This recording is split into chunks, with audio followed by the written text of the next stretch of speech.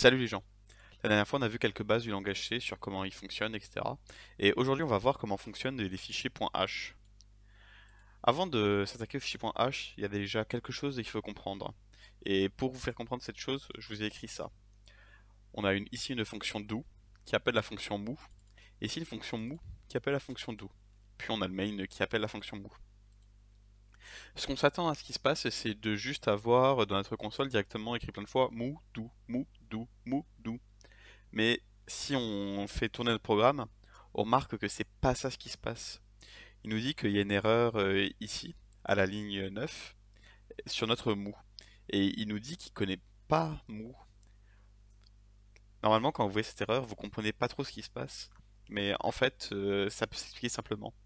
Le compilateur, il va lire include stdio, il va lire void do, il va lire notre printf, puis il va lire mou.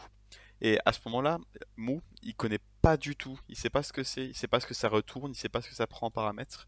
Il sait juste que c'est une fonction qui s'appelle Mou. Du coup, ce qu'il fait, c'est qu'il retourne une erreur. Alors comment est-ce qu'on fait pour régler ce problème? Eh ben, on précise en début de fichier les entêtes des fonctions. Void do, void mou.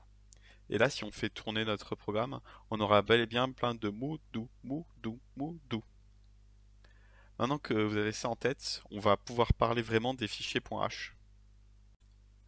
Donc maintenant, comment est-ce que les fichiers .h ils fonctionnent d'eux-mêmes? Ici, on a un fichier .h et on remarque qu'il y a trois choses. La première chose, c'est l'entête du fichier .h, ifndef un mot-clé. En gros, ce mot-clé, il vous permettra d'être sûr que le même fichier .h sera pas lu plusieurs fois. C'est juste une clé, vous mettez n'importe quoi tant que c'est unique d'un fichier .h à l'autre, ça devrait marcher. Je suis sûr que si vous forcez avec des caractères spéciaux, vous allez trouver un cas où ça marche pas, mais normalement, ça devrait marcher. Au milieu du fichier, vous avez vos déclarations d'entête de fonction. Et à la fin, vous avez votre end if, qui est la fin de ce if qui est ici.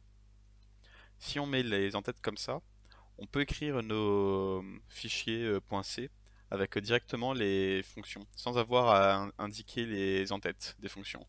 On a encore ici nos mots doux. Il faut juste indiquer au compilateur qu'on include le fichier de hash, qui est le fichier header de ces fonctions.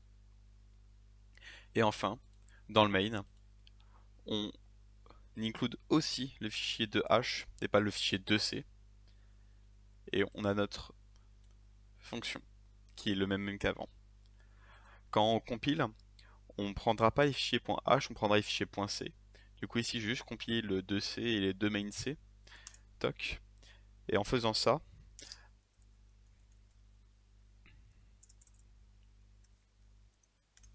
toc, j'ai mes moudous. J'ai pas besoin de préciser que c'est le fichier .h parce que le compilateur il trouve lui-même les déclarations des fonctions mou et do dans le 2.c. Voilà. Donc aujourd'hui il n'y a pas grand chose à retenir.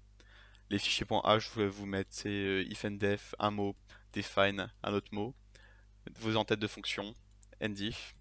Dans votre fichier vous mettez include le fichier .h, vos déclarations de fonctions. Dans le main, vous mettez votre include. Pour compiler, quand il y a plusieurs fichiers comme ça, c'est juste clang, la liste des fichiers, et il faut qu'il y ait un main. S'il y a plusieurs mains, vous avez une erreur bizarre. Faites très attention parce que c'est une erreur qui arrive assez souvent si vous êtes mauvais, comme moi.